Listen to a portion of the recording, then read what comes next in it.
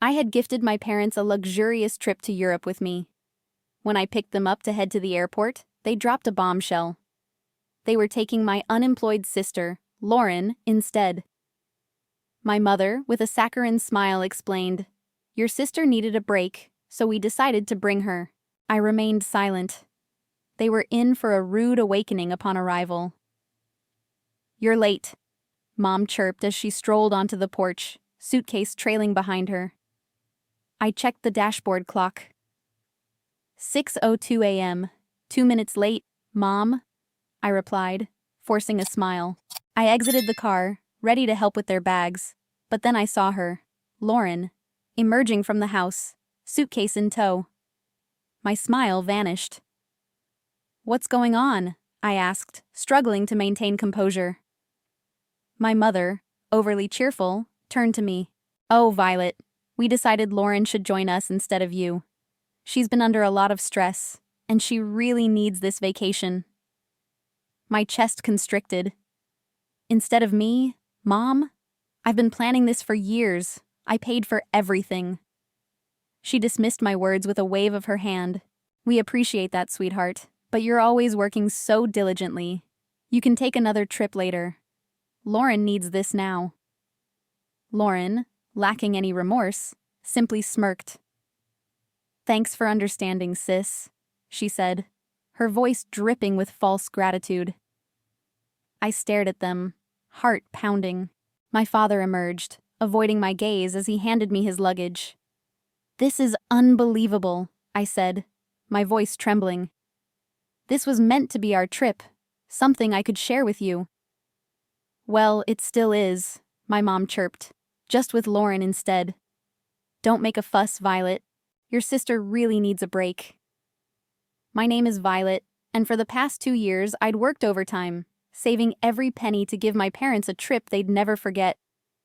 Flights, luxury hotels, guided tours. I meticulously planned every detail. But as I stood in my parents' driveway, watching my sister climb into the back of my car, a realization hit me.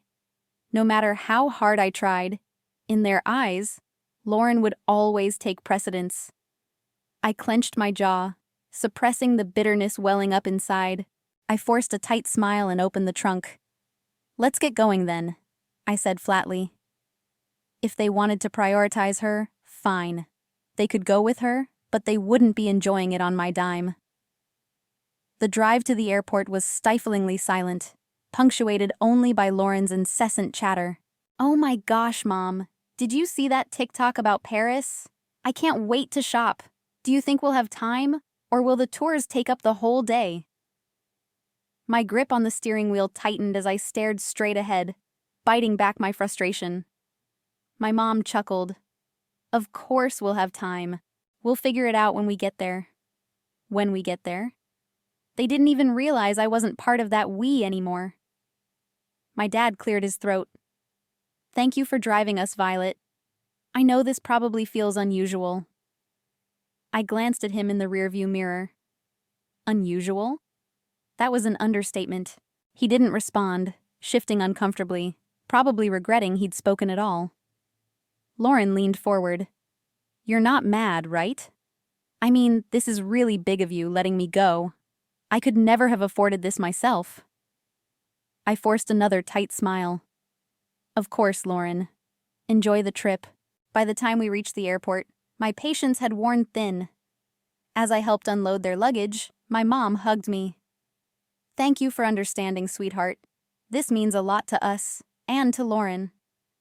I nodded stiffly. "Sure, Mom." Lauren beamed, wheeling her suitcase towards the entrance. "Thanks, Violet. You're the best." I watched them disappear into the terminal, chest tight with anger and hurt. The drive home was a blur. I replayed the conversation, each word stinging. "This means a lot to Lauren. You're not mad, right? You're always working so hard." I parked, sat in the car, gripping the steering wheel until my knuckles turned white. Then, without hesitation, I went inside, grabbed my laptop, and logged into every travel account I'd used. Hotel reservations, canceled. Tours, refunded. Airline upgrades, revoked. I stared at the confirmation emails, a sense of satisfaction washing over me. They wanted to take Lauren instead of me? Fine. But they wouldn't be enjoying 5-star hotels or private tours on my dime. They could explain themselves to the front desk in Paris. I was done being their doormat. The calls started the moment their flight landed. My phone buzzed incessantly as I unpacked my suitcase, the one I'd packed so carefully for a trip that was no longer mine. The irony wasn't lost on me. The buzzing continued as I hung up my dresses and put away my shoes. I sighed, picking up the phone. My mom's name flashed along with countless missed calls and texts. I scrolled through the messages. "Violet, what's going on? The hotel won't let us check in." A laugh escaped me. Fix this? They actually expected me to swoop in and save the day after what they'd pulled? The phone buzzed again. Lauren. I let it ring, going straight to voicemail. "Violet, this is so petty," she snapped, her voice dripping with entitlement. "We're stuck here because of you. You need to call the hotel and fix it now." I rolled my eyes and deleted the message without a second thought. For years, I'd been their fixer, smoothing over every mistake. Not anymore. Finally, I answered, just to stop the incessant ringing. My mom's voice was a tidal wave of fury. "Violet, what did you do? The hotel says the reservation was canceled and none of the tours are booked." I let her rant, then calmly replied, "I canceled them." A stunned silence followed, then a hissed, "Why would you do that?" "Oh, I don't know," I said, sarcasm lacing my tone. "Maybe because you decided to take Lauren on my trip? You're lucky I even drove you to the airport." "We thought you'd understand," she snapped. "Understand what?" I asked, my voice rising. That years of saving and planning meant nothing because Lauren needed a break? That my hard work means nothing to you? Guess what, Mom? I don't understand, and I don't care to. I hung up and switched off my phone, tossing it onto the couch. The silence was blissful. If they wanted to prioritize Lauren, fine. They could figure out the rest without me. The silence lasted a day. By morning, my phone was buzzing again. I ignored it, cleaning the house and catching up on work. But curiosity gnawed at me. By evening, I braced myself and opened my phone. The messages poured in. From Mom. "Violet, you've gone too far. Your sister is in tears, and your father is furious." For years, I'd been the one to fix things, ensuring everyone's comfort and happiness. Now that I'd stepped back, they were floundering. I poured myself some tea, letting the anger simmer. How dare they expect me to clean up their mess? How dare they act like I was the one in the wrong? Minutes later, the phone rang. I answered. "Violet," my mom barked. "This isn't funny anymore. We're stranded. Do you have any idea how embarrassing this is?" I took a slow sip of tea. Embarrassing? You think this is embarrassing? Try saving for years, planning every detail, and then being told you're not even part of the trip you paid for. "Stop being dramatic," she snapped. "Lauren needed this more than you." "And now she can figure it out," I said firmly. "You made your decision, Mom. You wanted to take Lauren instead of me. Fine, but don't expect me to fund her vacation." "We're family," she hissed. "We don't do this to each other." I let out a bitter laugh. Funny, I was just thinking the same thing. Lauren's voice whined in the background. "Mom, just hang up on her. She's being impossible." That was the last straw. "Enjoy your trip," I said, my voice icy. "Oh wait, you can't. Because it's not your trip. It was mine. And now it's nobody's. Goodbye." I hung up and switched my phone off again. For the rest of the evening, I felt a strange mix of anger and relief. Anger at their treatment, but relief at finally standing up for myself. They could call me dramatic. For the first time, I wasn't letting them take advantage of me. The next few days were blissfully quiet. With my phone off, I had space to think, free from the guilt trips and accusations. I enjoyed quiet mornings and productive afternoons, focusing on tasks that reminded me of my capabilities. But by the third day, curiosity won. I turned my phone on to a barrage of voicemails. My mom's messages escalated from frantic to furious. "Violet, you need to call me back right now. This has gone too far. I can't believe you're doing this. You've humiliated us. We're your parents. How could you?" Then came Lauren's messages, filled with entitlement. "This is so petty. Even for you. You're ruining everything. Just fix it, Violet." Finally, my dad's quieter, but pointed message. "Violet, I don't understand what's happened to you. Call us back so we can sort this out." I hesitated before listening to the final, lengthy voicemail from my mom. Her voice was quieter now, laced with exhaustion. "Violet," she began, "we're back at the airport. The trip is ruined, and I hope you're happy with yourself. Your sister is devastated, and your father and I are, well, disappointed doesn't even begin to cover it. Call us when you're ready to talk." I deleted the messages. I deleted the voicemails without replying. I wasn't ready to talk, and frankly, I wasn't sure I ever would be. This wasn't an isolated incident. It was the culmination of years of Lauren taking precedence, with me expected to smile and bear it. As the hours passed, I reflected on all the times I'd been overlooked. Holidays dictated by Lauren's whims, family gatherings where my achievements were mere footnotes. This trip was the breaking point, but the cracks had been forming for years. That evening, Grace stopped by, bearing coffee and a knowing look. "I heard about what happened," she said, setting the coffees down. "Your mom called me yesterday." Of course she had. My mom excelled at recruiting allies for her guilt trips. "And?" I asked, taking a sip. Grace shrugged, a sly smile playing on her lips. "I told her you were probably busy and would get back to her when you were ready." I laughed, shaking my head. "You're the best." "No, you're the best," she countered, her tone turning serious. "Because you finally stood up for yourself. I know how hard that is, Violet. Don't let them drag you back down." Her words resonated. I'd spent too long contorting myself to please people who seemed indifferent to my efforts. It was time to break the cycle. By the weekend, I felt a strange clarity. The anger lingered, but it was accompanied by something I hadn't felt in years. Freedom. Freedom from their expectations, from being the family fixer. Freedom to live on my own terms. But the silence didn't last. Sunday afternoon, I received a call I decided to answer. It was my dad. "Violet," he began, his voice heavy.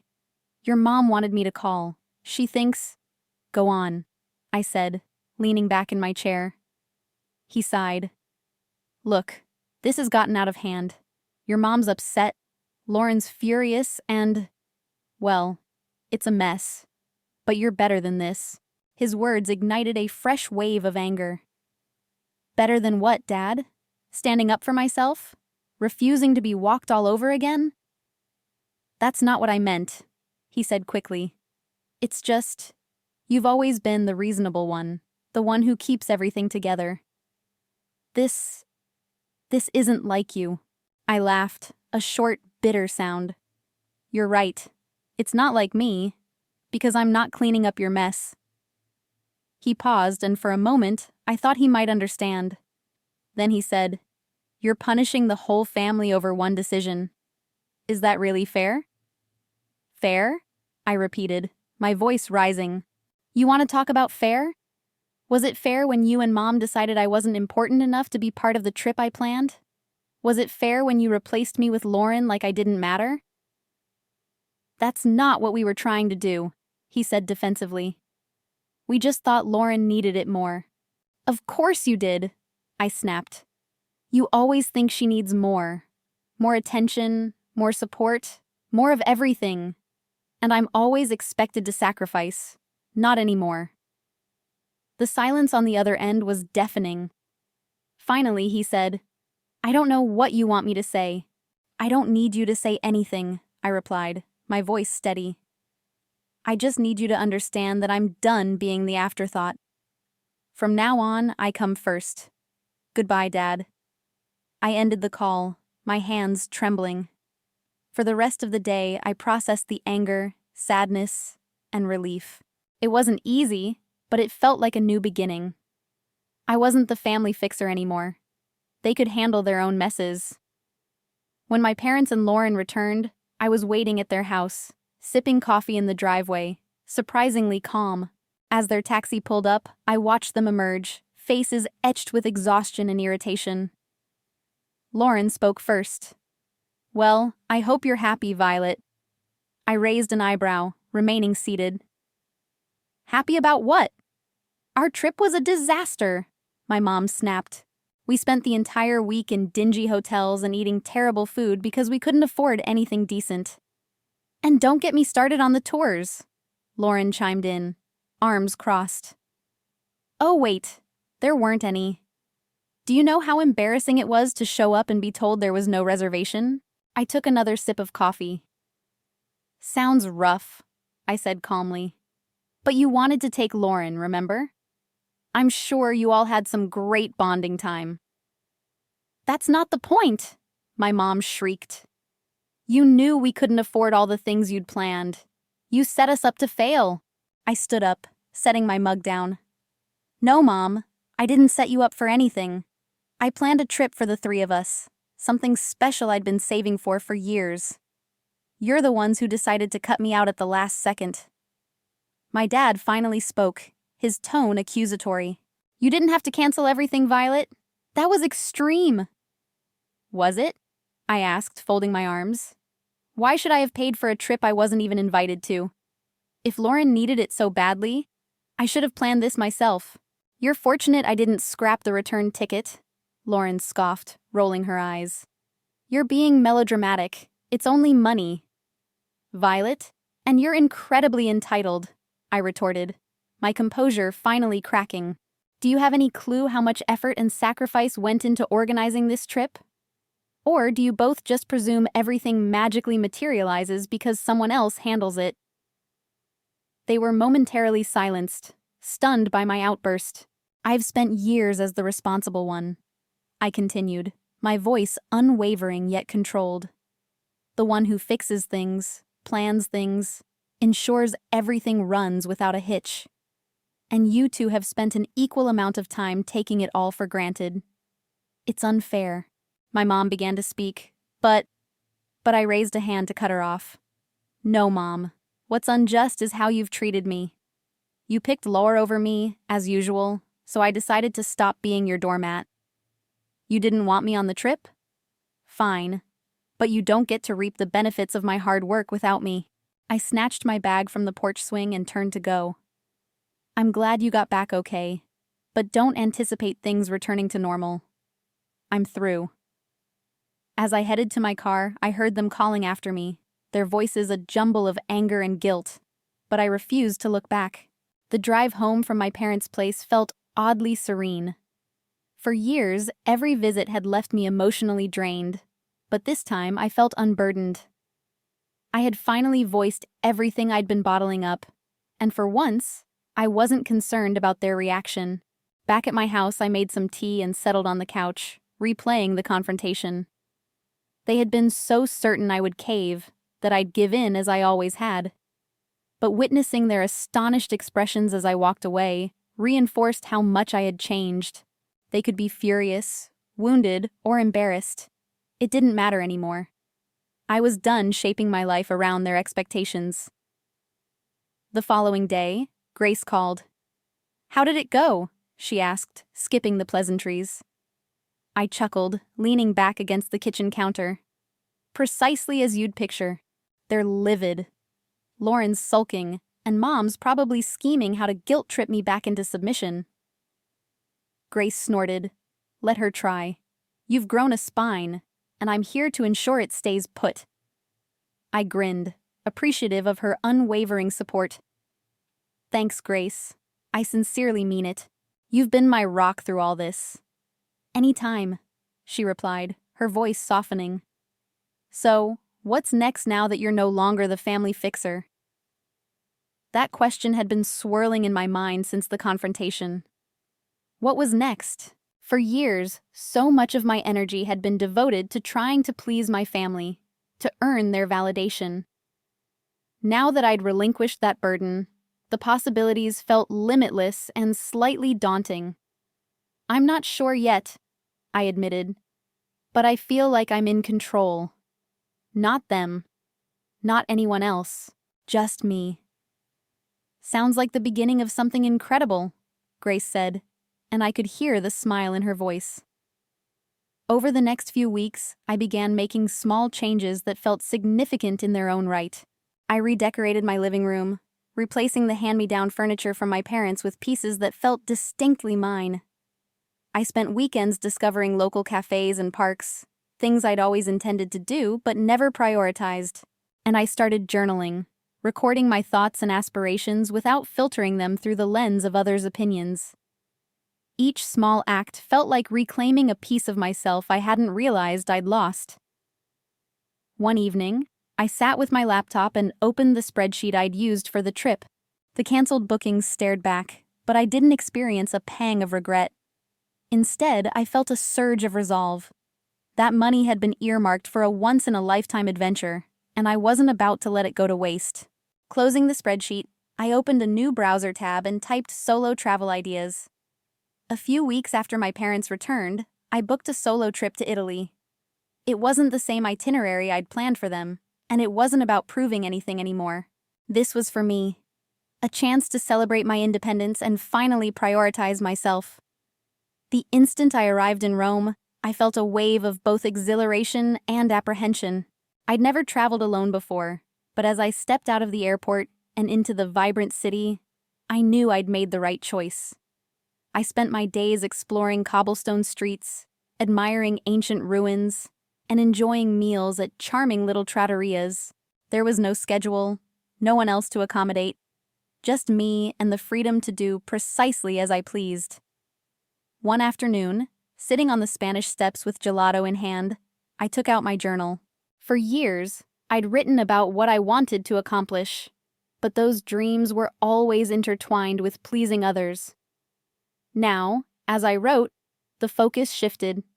Learn Italian, launch a small business, visit at least 5 more countries.